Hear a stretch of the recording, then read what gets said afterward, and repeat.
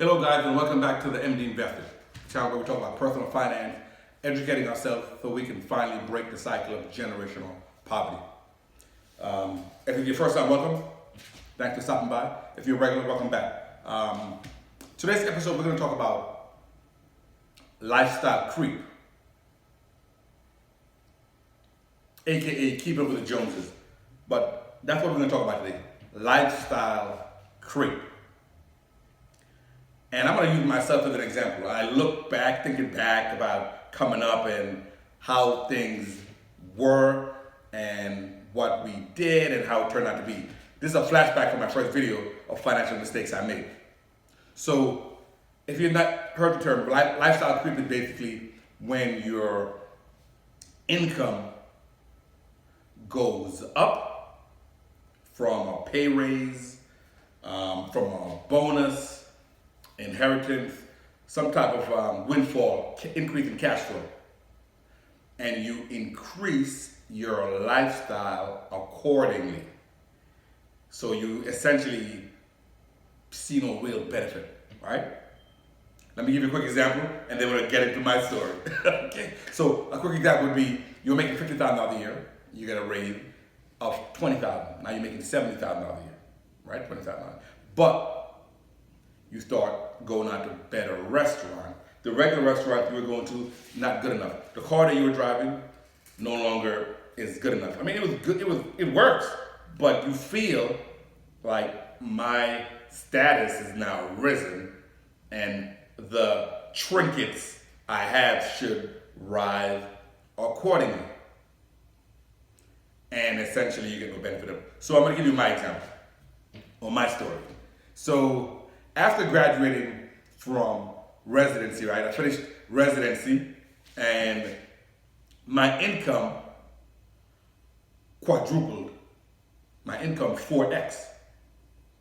So obviously, when you've been used to living on this amount, and just think about yourself, if your income was quadrupled, 4x. Let's think about that for a second. Your income 4x overnight, right? From July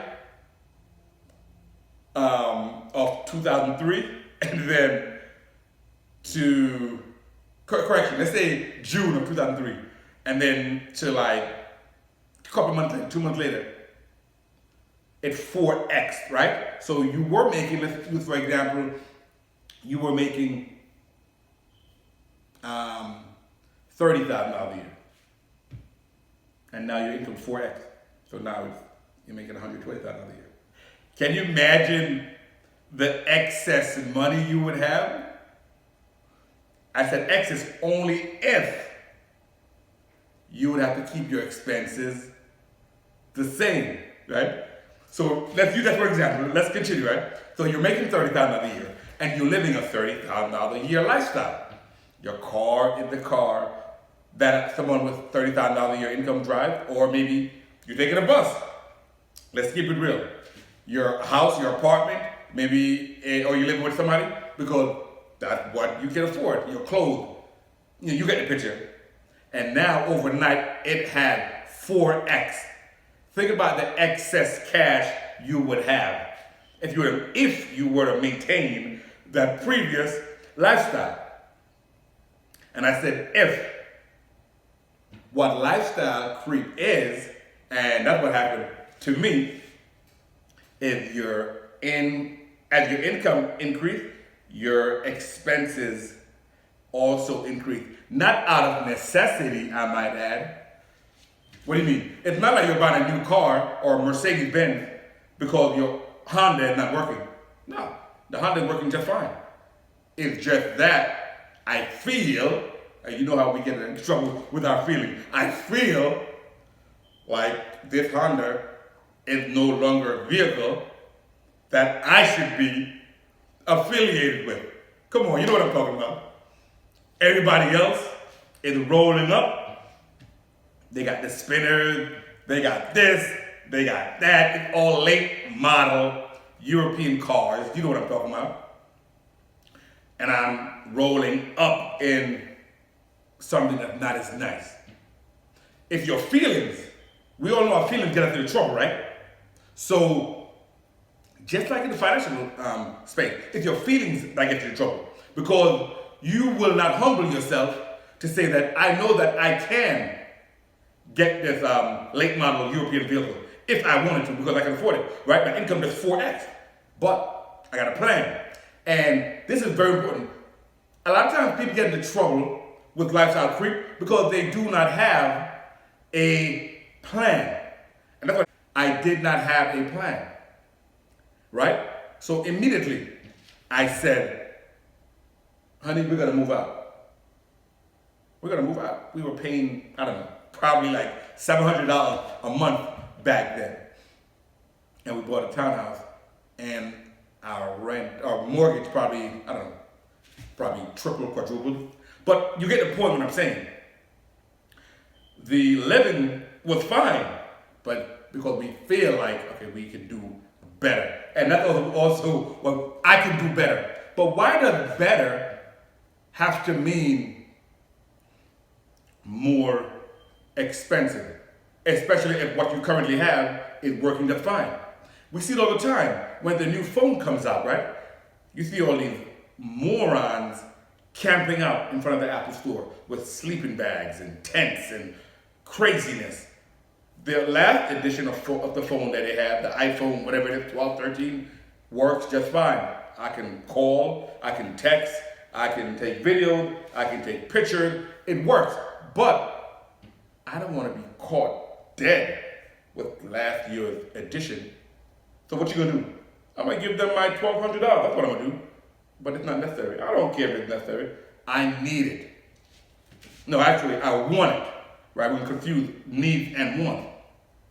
So not having a plan is one of the biggest reasons a lot of us end up with lifestyle creep. Because think about it. If you knew that, you know what? Part of my plan is to invest X amount of $1,000, right? Or X amount of percentage, right?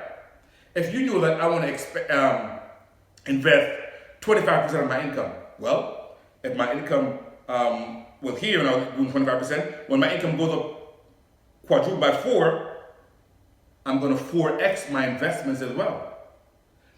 And that's one of the biggest ways you can mitigate the lifestyle creep by increasing your investment. Because normally when we think of spending more, we normally think of just consumer spending, buying a bigger car, getting a bigger house, taking a bigger vacation, blah, blah, blah. But we never think about, now that my income has gone up, guess what? Now I can buy more investments. I can buy more stocks. I can buy more stocks. I can buy more investment property. I can put a bigger down payment, or I can put multiple down payments on more property. We don't think that way. And I often wonder, why? Why don't we think that way? It's because of the conditioning. Listen, the advertising industry is a multi-billion-dollar industry. Right? When you hear the astronomical numbers like for a 30-second commercial during the Super Bowl, these big Fortune 500 companies will pay $5 million for a 30-second ad. Why? Because there's lots of eyeballs watching me programming their minds. You thirsty? You need a Pepsi or a Coke. You're hungry? You need a McDonald's. To sell their products and their services. And it does condition you. You think it doesn't? They would not spend this money, right? There are people who go to MIT and Harvard and Yale in these advertising companies, and they know what the condition we're in. They know what triggers us to buy. Okay? So, spending money to buy stuff that you don't want to impress people that don't even like you, that is a moronic move. Moronic move. If I can rewind and go back, when my income 4x, I would have stayed my butt where I was. So no, just $700 a month is just fine. It's working.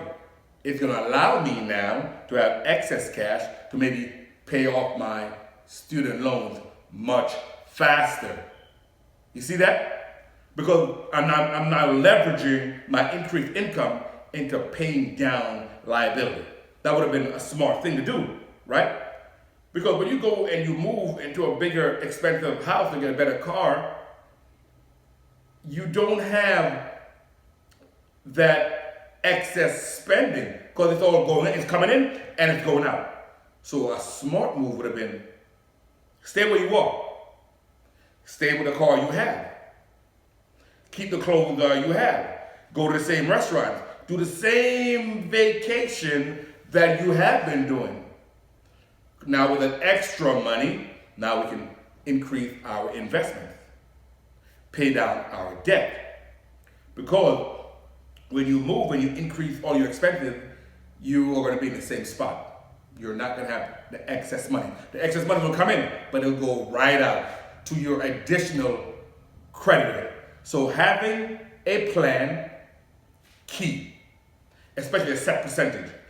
And also not attaching, your self-worth to the car, your house, and all these tangible and fleeting things.